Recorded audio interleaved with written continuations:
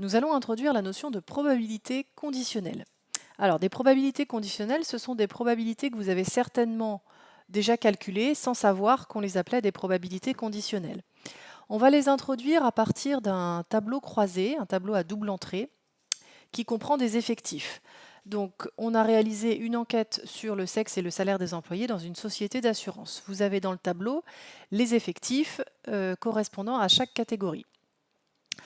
On note I l'événement, la personne a un salaire inférieur à 1300 € et F l'événement, la personne est une femme.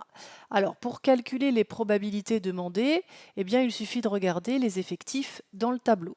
Pour calculer P de I, la probabilité que la personne ait un salaire inférieur à 1300 €, eh bien, on regarde combien il y a de personnes dont le salaire est inférieur à 1300 €, il y en a 950 sur un total de 1400 personnes, ce qui donne comme probabilité 19/28e. Pour P de F, on fait pareil, on a un effectif de femmes de 500, 500 sur 1400, 5/14e. Et pour la probabilité de l'intersection I inter F, qu'est-ce que c'est cet événement? Eh bien, c'est l'événement, la personne a un salaire inférieur à 1300 € et c'est une femme. Rappelez-vous, l'intersection de deux événements, c'est l'ensemble des issues qui réalisent les deux événements. C'est le et. Intersection symbolise le et. Donc, eh bien, on regarde aussi dans le tableau I inter F, donc les femmes qui gagnent moins de 1300 €, elles sont 400 sur un total de 1400, ce qui fait P de I inter F égale 2/7. On change un petit peu la situation. Un premier enquêteur rencontre une personne au hasard et c'est une femme. Quelle est la probabilité qu'elle gagne moins de 1300 € par mois? Alors cette probabilité, on ne peut pas la noter P de I inter F, puisque là, on ne considère pas tous les employés de la société d'assurance. Le premier enquêteur, on sait qu'il a rencontré une femme. Donc finalement, on ne prend en compte que les femmes.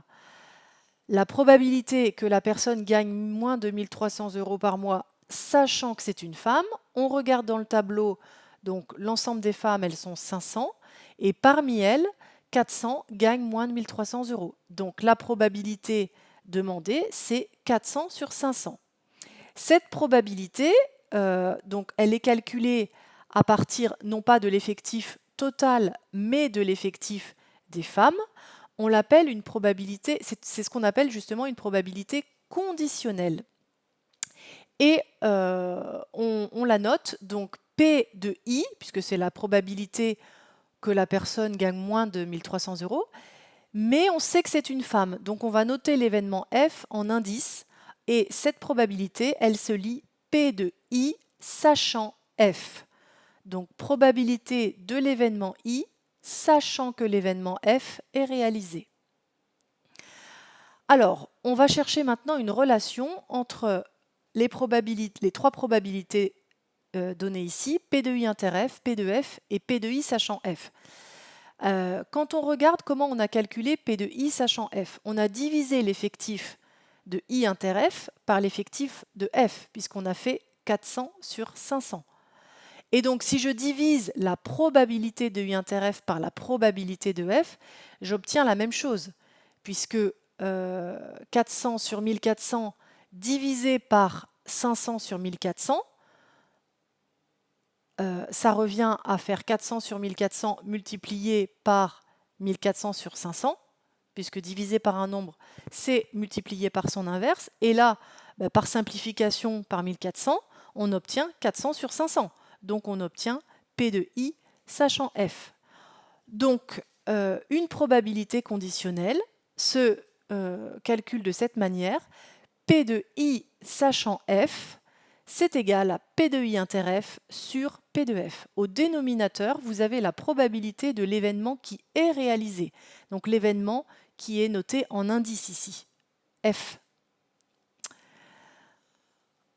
Alors, bien sûr, cette formule de calcul d'une probabilité conditionnelle, on ne l'utilise que lorsqu'on ne connaît pas les effectifs. Parce que, évidemment, quand on se trouve dans cette situation où on a un tableau croisé d'effectifs, si je vous demande P de I sachant F, donc la probabilité que la personne gagne moins de 1 300 € sachant que c'est une femme, eh bien, il suffit juste de regarder les effectifs. 400 sur 500, ça fait 4/5. Bien sûr, quand on a un tableau d'effectifs comme ça, on n'utilise pas, on n'a pas besoin d'utiliser cette formule. Mais vous verrez que dans la plupart des situations, dans beaucoup d'exercices, on n'a pas de tableau croisé d'effectifs. Et donc, pour calculer une probabilité conditionnelle, on est souvent amené à utiliser cette formule. Maintenant, un second enquêteur rencontre une personne au hasard et cette fois-ci, c'est un employé dont le salaire est inférieur à 1 300 €. Quelle est alors la probabilité que ce soit une femme et comment note-t-on cette probabilité? Donc là, on sait que l'employé gagne moins de 1 300 €, donc l'événement I est réalisé. Et on cherche la probabilité que ce soit une femme. Donc cette probabilité va se noter P de F, sachant I. On regarde dans le tableau pour calculer cette probabilité. Donc on s'intéresse uniquement aux employés qui gagnent moins de 1 300 €. Ils sont 950 et parmi eux, il y a 400 femmes. Donc cette probabilité, P de F sachant I, c'est 400 sur 950, c'est-à-dire 8/19. La nouvelle égalité que l'on peut écrire, P de F sachant I, eh bien, il est assez facile de comprendre par analogie avec la question précédente que P de F sachant I, c'est P de I inter F sur P de I cette fois. Au dénominateur, la probabilité que l'on trouve, c'est la probabilité de l'événement qui est réalisé. Et au numérateur, c'est toujours la probabilité de l'intersection des deux. Alors, on va écrire ces probabilités conditionnelles dans ce qu'on appelle des arbres de probabilité ou des arbres pondérés. Là, j'ai écrit arbre pondéré, mais on peut dire aussi arbre de probabilité.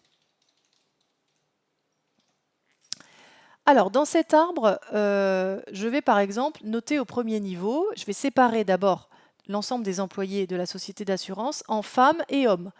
Donc F, la personne est une femme, F bar, elle n'est pas une femme, donc elle est un homme.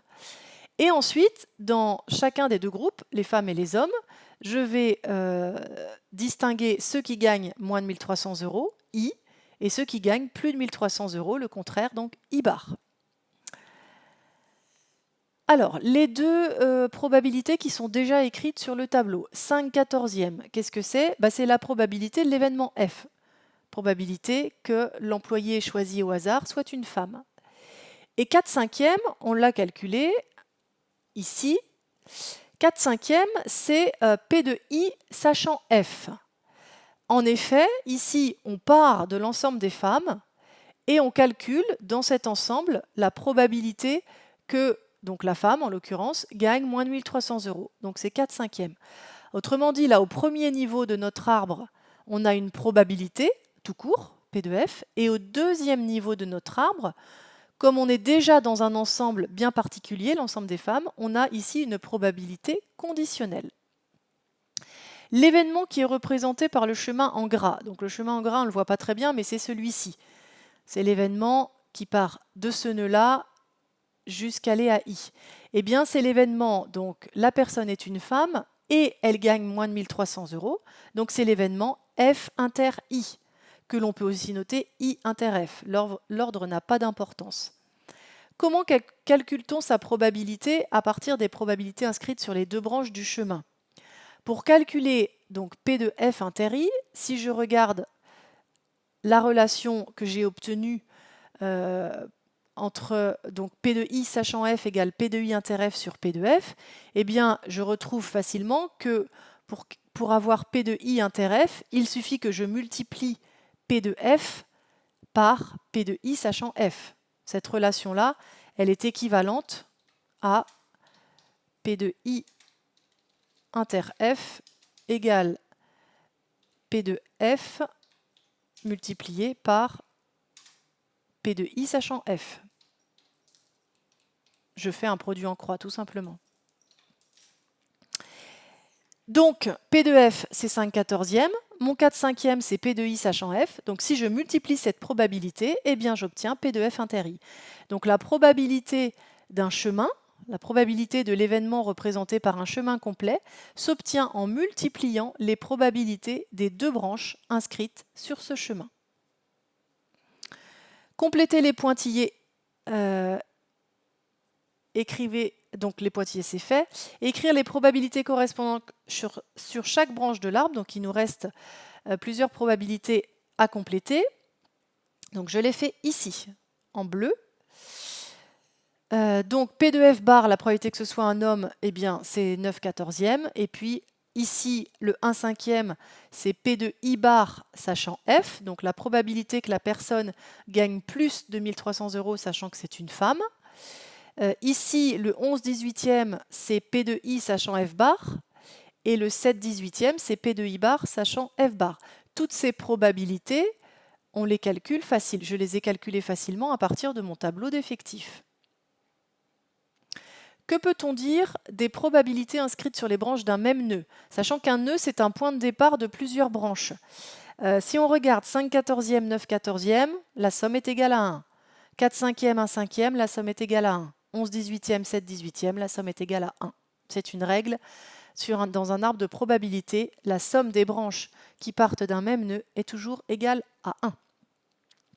Alors, à l'extrémité des chemins, on peut écrire et calculer les probabilités des événements, donc F inter I bar. F inter I bar est représenté par le chemin qui passe par F et I bar.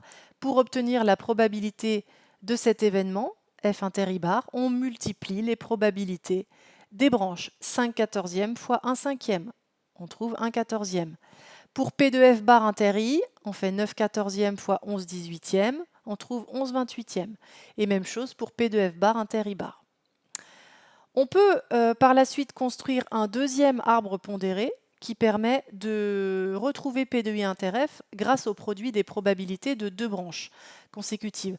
Alors là, mon arbre est différent du premier puisque j'ai commencé par séparer les employés de la société d'assurance en ceux qui gagnent moins de 1300 € et ceux qui gagnent plus. Donc au premier niveau de l'arbre, j'ai I et I bar. Et au deuxième niveau, F et F bar.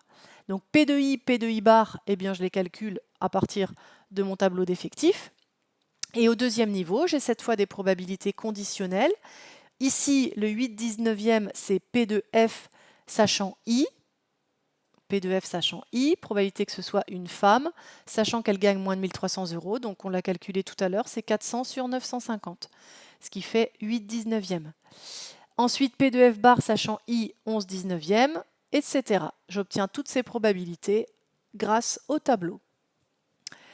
Dernière partie, formule des probabilités totales. Comment peut-on calculer P de I en utilisant le premier arbre? En effet, sur le premier arbre, je me rends compte que la probabilité de l'événement I, elle n'apparaît pas, puisque ici, j'ai des probabilités, P de F bar, mais au deuxième niveau de mon arbre, j'ai des probabilités conditionnelles. Ici, 4/5e, ça n'est pas P de I, c'est P de I sachant F. D'accord? Donc pour calculer P de I, eh bien, comment je fais?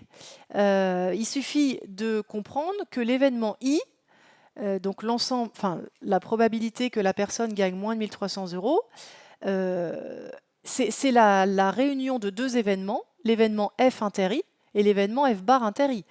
L'ensemble des personnes qui gagnent moins de 1300 €, bah, il y a des femmes et il y a des hommes. Et cette réunion de deux événements, c'est une réunion de deux événements disjoints, parce que l'événement F inter I et l'événement F bar inter I, ils n'ont pas d'issue en commun. Or, pour calculer la probabilité d'une réunion de deux événements disjoints, il suffit d'additionner les probabilités de ces deux événements. Donc on fait P de F inter I, 2/7e, plus P de F bar inter I, 11/28e. Et on obtient 19/28e, ce qui correspond en effet à P de I. Donc pour calculer la probabilité de I, on a additionné les probabilités des deux chemins qui conduisent à I, le chemin F inter I et le chemin F bar inter I. De la même façon avec le deuxième arbre, on pourrait retrouver P de F, puisque P de F n'apparaît pas sur cet arbre, en additionnant les probabilités des deux chemins qui mènent à F, donc I inter F et I bar inter F. Si on fait ce calcul, on obtient 5/14e, c'est-à-dire P de F.